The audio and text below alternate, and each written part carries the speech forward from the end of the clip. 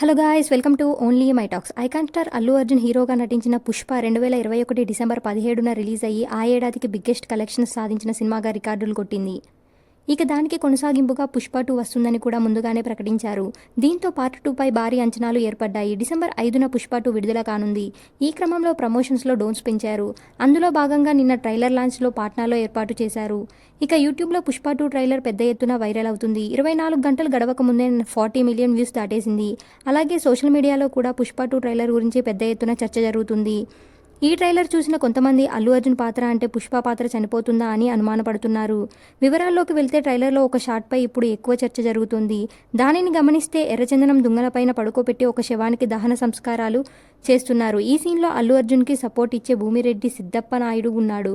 కానీ పుష్ప లేడు. ఒకవేళ పుష్ప భార్య శ్రీవల్లి చనిపోతే అక్కడ పుష్ప కూడా ఉండాలి కదా, కానీ లేడు. అప్పుడు ఆ ఎర్రచందనం దుంగలపై దహనం చేస్తుంది ఎవరిని? బహుశా పుష్ప తాను చనిపోయినట్లు అందరినీ నమ్మించి అటు తర్వాత ఇంటర్నేషనల్ స్మగ్లర్గా అవతరిస్తాడా వంటి ప్రశ్నలు వ్యక్తమవుతున్నాయి.